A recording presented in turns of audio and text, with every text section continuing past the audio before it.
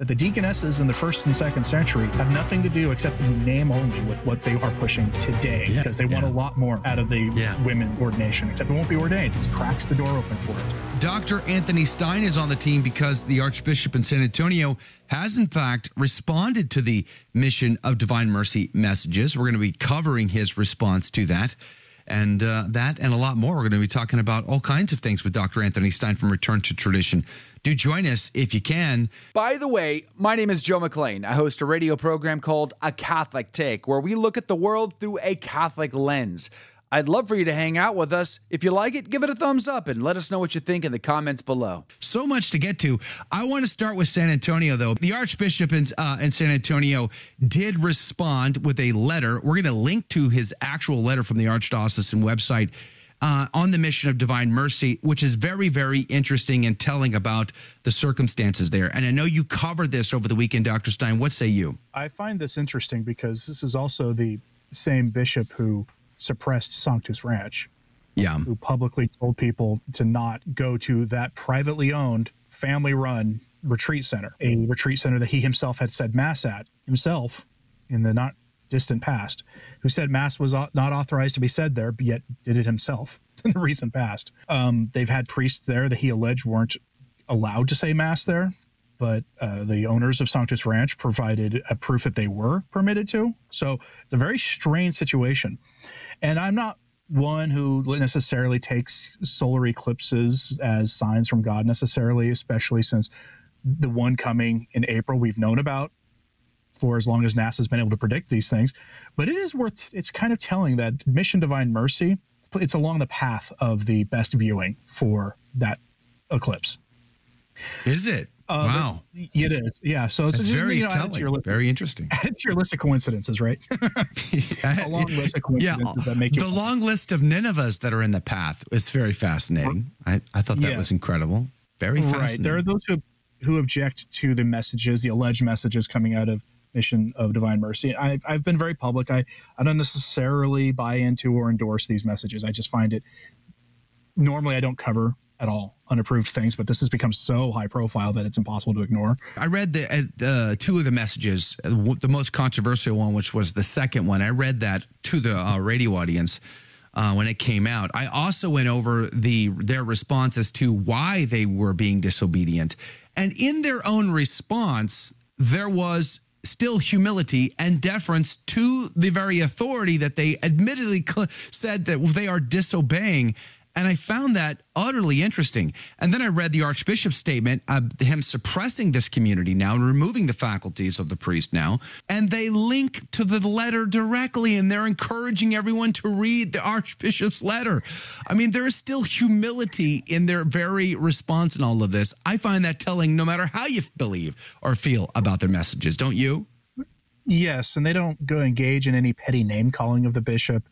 They don't imply any sort of schismatic attitude really towards him. They're just not obeying him, which there are people who will tell you that some saints and doctors of the church said even if the Pope himself was a diabolist, you should still cling to his chest, which seems weird to me. And I can point to other doctors of the church who have said quite the opposite of what that one doctor of the church said. But they basically believe that these messages from an unnamed nun are authentic from God and that they are to obey God over their superior.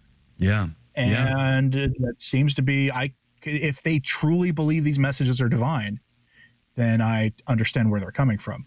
They have been accused by many who have read these messages of faking the messages, that these aren't authentic. There are other answers to where these are coming from than God, too, including being some sort of diabolic deception that they're falling for. And that's kind of where I get very kind of careful with this, because the one thing that does strike me is that these messages are very on the nose for those of us who are concerned about the state of the church. You get, Francis being called a usurper. I mean, when that's very strident language for compared to most Marian apparitions that I've ever read, and I've read a lot of them, more than most people. So it does give me some pause. But I don't doubt the sincerity of the people at Mission of Divine Mercy. I can see a scenario in which this is being used by, let's say, dark forces to to stir up confrontation, to stir up division, to stir up those that would want to have schism in the church and create even more scandal in the church. I could see that. There's an argument to be made there. And frankly, I mean, how do we expect the Archbishop to respond? Let's just be honest. Do we expect him to come out and go, you know what, you're right, we're wrong, I'm sorry, my bad? He was never going to do that. It was not a thing. He wasn't going to do that. So I'm not at all surprised to see this response. I'm not at all surprised to see that he has censored this community. There seems to be a great sign of deference towards the hierarchy here, in spite of the fact that they are putting out such strong language. And I call that the canary in the coal mine. This is not a community that typically rocks the boat. In the Archbishop's letter, he says, quote, I have enjoyed a positive relationship with Father Foster, close quote. This was a community that got its approval from Archbishop Gomez, who's now in Los Angeles, and has enjoyed that same approval under the same Archbishop Garcia Sierra for now years, and had a great relationship. That's telling. That I'd say that's a sign. Again, this is why I don't doubt their sincerity. Yeah. Even if there is something, even if the message is to prove to not be from God, although it's hard to really dismiss them as being even from some dark origin too, because it does address virtually all of our concerns going on in the church without talking about specific issues so much. And I don't think it helps the Archbishop's case that, the article you pulled up at the very beginning where it says in the headline that he's not going after their property. We've seen this many times in the church. This makes it look like his response is about money. That's what it makes it look like. I've covered a lot of suppression of religious orders over the last few years, and there's always a common thread. When a religious order is suppressed and the nuns or brothers there are scattered to the wind to either go live as consecrated laity or to go live in other religious communities, the property is always seized by the local ordinary.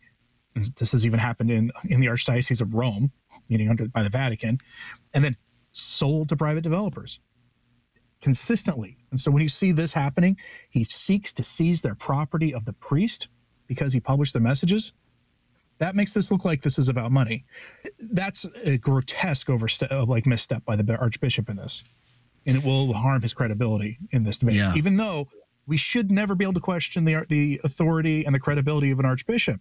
Thus, it's reflective of the state of the church right now, where we all have good reason at this point to question things going on when you see this kind of response from a bishop, seizing the property.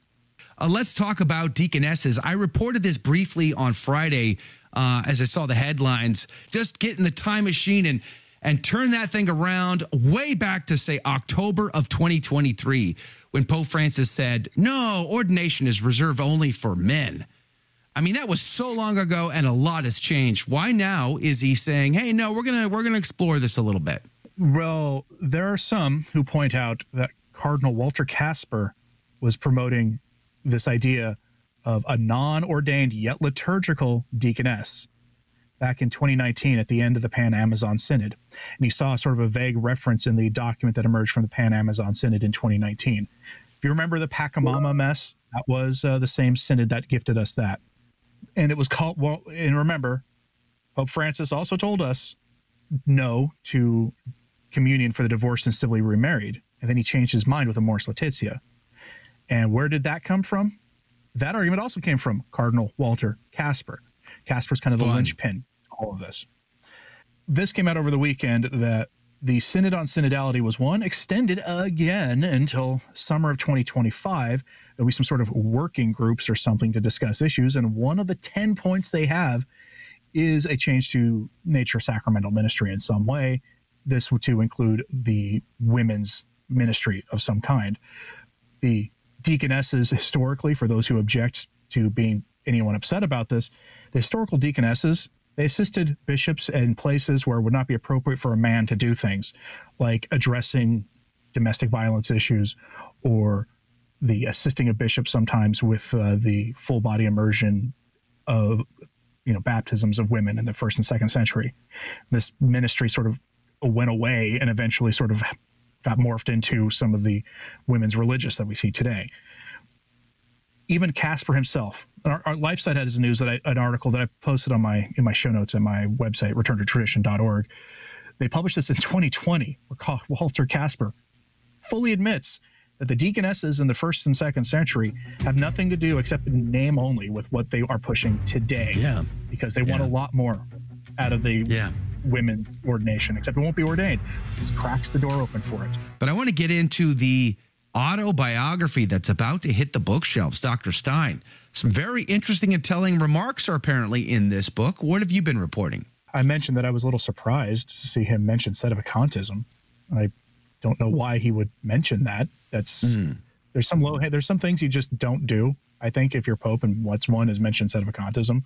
I don't personally have a thing against sedevacantists, but giving a Pope acknowledging them is a way to give them maybe some credence, especially in a time when many people are wondering what's going on in the church, and then they go, well, what is he talking about here? Look it up. Oh, and now they're getting answers that may not be good.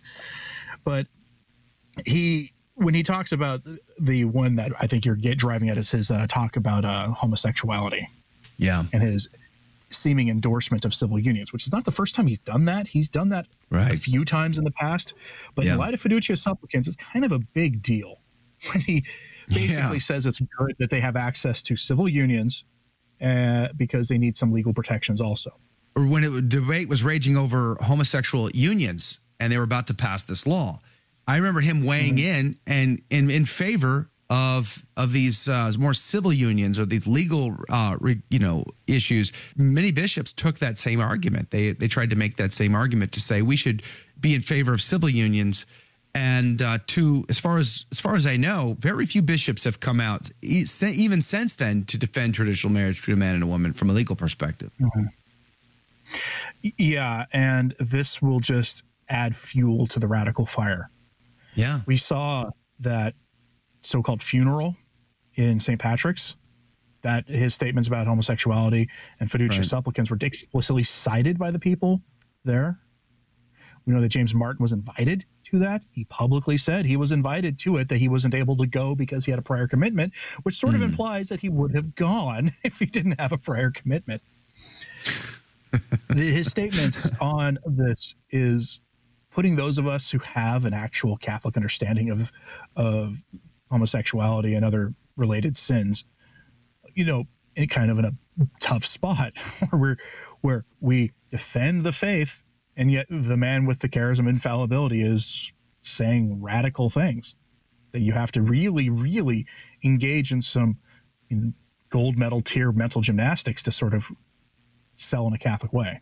I found it also interesting. There was talk about how, well, listen, I don't plan to retire, but if I did, I'd only be the Bishop of Rome Emeritus. I wouldn't want that whole Pope Emeritus thing going down. I wouldn't wear white, and I'd live in St. Mary Majors, and I'd get back to feeding the people.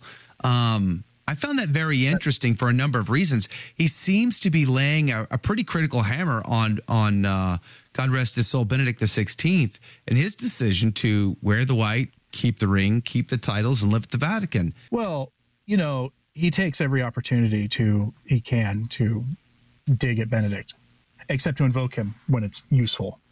Yeah. This isn't the first time he's done this, and it probably won't be the last time either.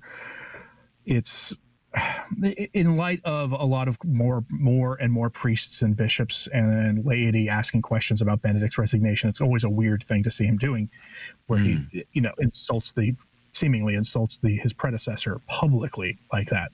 And in an autobiography of all things that are going to be read by a large number of people, that book will be the #1 Catholic book on the Amazon and New York Times charts and all of it the day it's issued.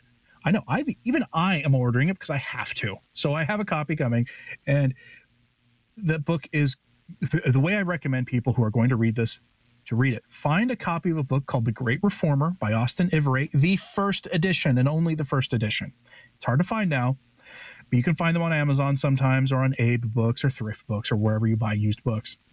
Because in the first edition, it details his time when he was Cardinal Bergoglio in Argentina, working with the Peronist junta, the military dictatorship there. Yeah. The later editions of the book have that section remarkably pared back. A lot of the details in that first edition are not in the later editions. And I have a first edition, and my intention is to look for what he has to say about his time in Argentina and compare it to what's in that book. Because while most of the things, and I'll probably almost certainly be making videos about some of the salacious stuff he says in there about, homosexuality or anything else, the real details are going to be in the parts that nobody talks about, except for people who do a deeper dive into that book. And I recommend people do it. 11 years into his pontificate, and now, as I read in the 14 After segment, Judge Napolitano's personal eyewitness is he's not long for this world. He's not doing well. He probably won't make it back to Argentina at this point. I find that very fascinating. He's not well loved there. I caution people to predict his timely end. Joe, do you remember how often people were reporting that John Paul II didn't have much time left in this world because he spent a fair amount of time towards the end not looking well, and he was there for longer than anybody expected.